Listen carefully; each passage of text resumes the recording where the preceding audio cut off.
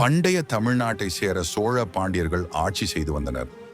இதில் சோழ நாட்டில் கடற்கரை பகுதியான பூம்புகார் நகரில் கண்ணகி கோவலன் இருவரும் திருமணம் செய்து கொண்டு நன்றாக அமைதியாக மகிழ்ச்சியாக வாழ்ந்து வந்தனர்.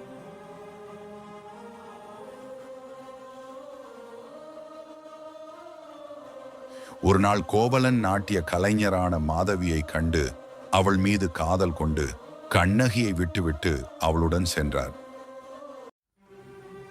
கண்ணகி மனம் வேதனை உற்றாள். ஒரு சமயத்தில் அவன் எல்லா செல்வங்களையும் இழந்த பிறகு தன் தவறை உணர்ந்த கோவலன் மனைவி கண்ணகியிடம் சேர விரும்பினான். மனம் திருந்திய அவர்கள் இருவரும் புது வாழ்க்கை வாழ்வதற்காக பூம்புகார் நகரை விட்டு மதுரை மாநகரம் செல்ல முடிவெடுத்தனர்.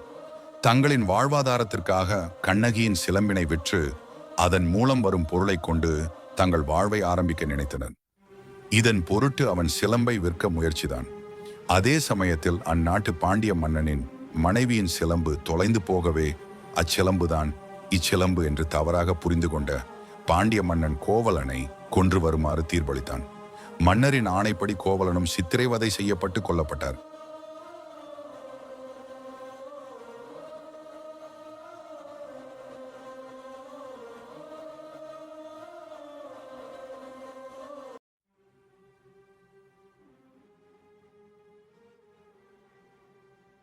இதை அறிந்த கண்ணகி தன் கணவன் குற்றமற்றவன் என்பதை நிரூபிக்க அரசவைக்கு சீற்றத்துடன் சென்றாள். அங்கு பாண்டிய மன்னரிடம் முறையிட்டாள். அப்பொழுது பாண்டிய மன்னன் தன் தீர்ப்பில் தவறில்லை என்று நிரூபிக்க தனது மனைவியின் சிலம்பை உடைத்து அதில் உள்ள முத்துக்களை அவளிடம் காண்பித்தான். பின் பாண்டிய மன்னன் கோவலனிடம் கைப்பற்றப்பட்ட சிலம்பை உடைத்தார். அதில் மாணிக்க பரங்கள் இருந்தன. தன் கணவன் குற்றமற்றவன் என்பதை நிரூபிக்க கண்ணகி தன் இன்னொரு கால் சிலம்பை உடைத்தாள்.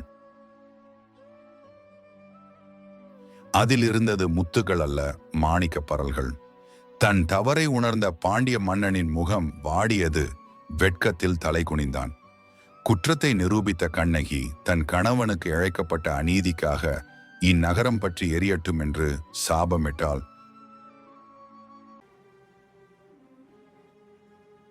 அப்படியே நிகழ்ந்தது. மதுரை மாநகரம் பற்றி எரிந்தது.